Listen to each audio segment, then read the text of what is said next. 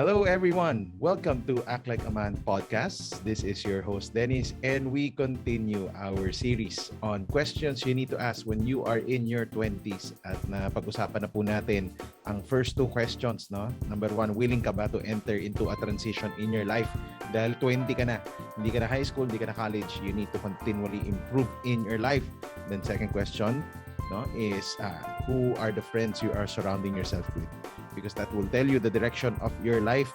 So please watch that show and that podcast. You can listen to it in Spotify, Act Like a Man Podcast, and Act Like a Man Philippines sa YouTube channel natin. All right, so today we are going to question number 3. Yan.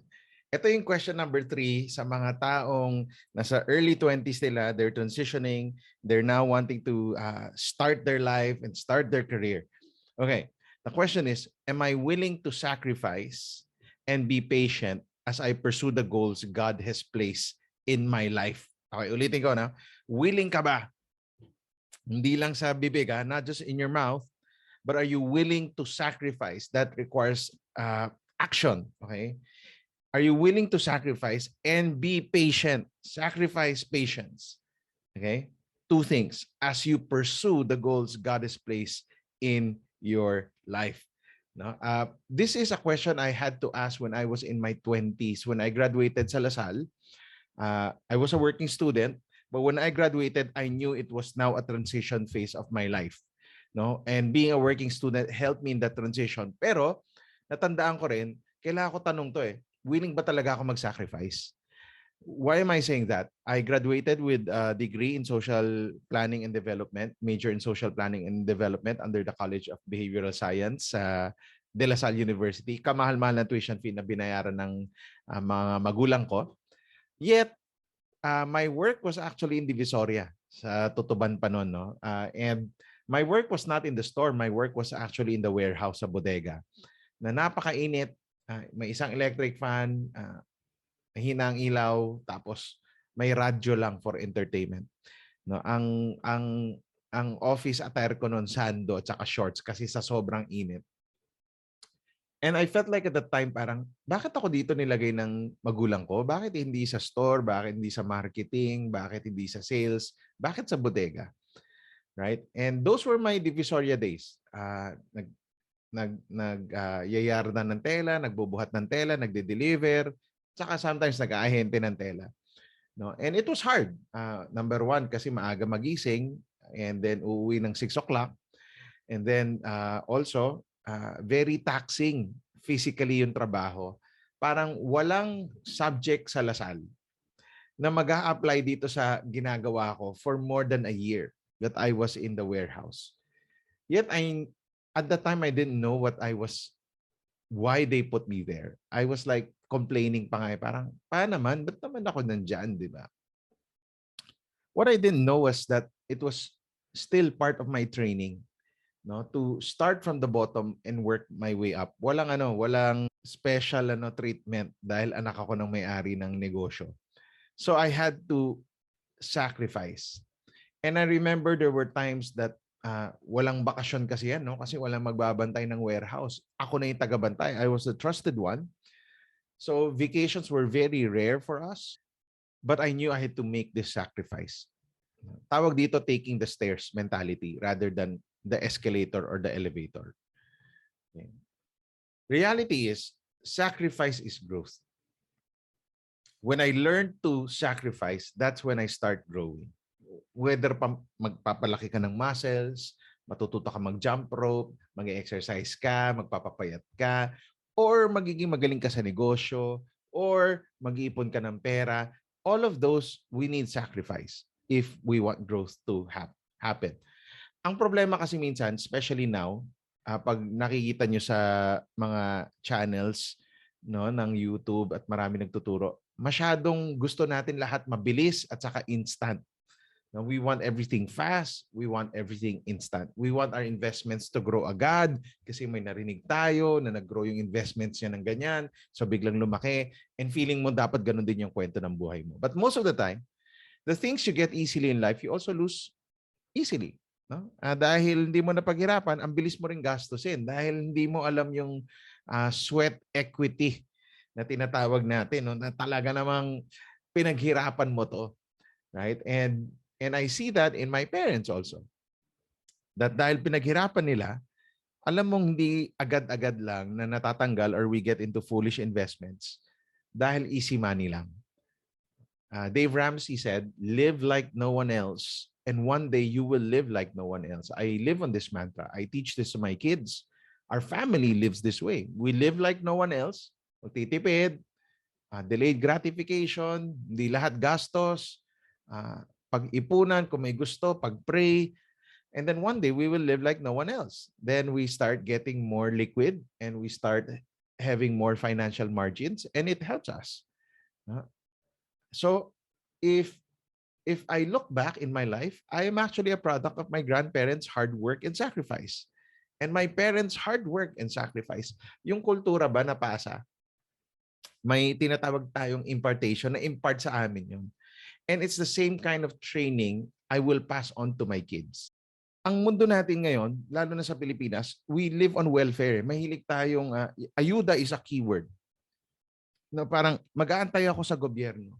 But to tell you honestly, pag mag-aantay tayo, like yan, nakakuha kami ng listahan ng mga pasado sa ayuda, okay naman ang ayuda. But remember this, if you get 5,000 this month, ubos na rin agad yan in a month's time. And the government cannot give you 5,000 every month when the pandemic is ongoing because wala nang pera yung kaban ng bayan, di ba, right? So if I trust or if I rely on the government to be the one to supply all my needs and I will not work, what happens? Di ba? Yung muscles ko to build on something that's profitable or something that would make me fruitful and productive, hindi lumalaki. Kasi ayaw ko mag-sacrifice, ayaw ko maging patient, gusto ko mabilis agad. No? Tandaan nyo, yung mga goals na binibigay sa atin ni Lord, hindi yan panandalian. That's why it's a goal that requires our faith in God. That requires us to be stretched. Alam mo yung pag ini-stretch ka, yan yung tight kasi mga muscles ko. No? Eh may kaibigan ako si RC na physical therapist. Sabi ng misis ko, kailangan mo magpa-stretching sa kanya kasi para lumuwag yung katawan. Natatakot ako kasi alam ko napakasakit dahil yung kaibigan ko nagpa-stretching kay RC. Sigaw ng sigaw sa sobrang sakit dahil ang tight ng muscles niya. And I think that's the same thing with life. When we're not stretched, if I'm not willing to sacrifice, I'll be on the same position or problem that I live in today.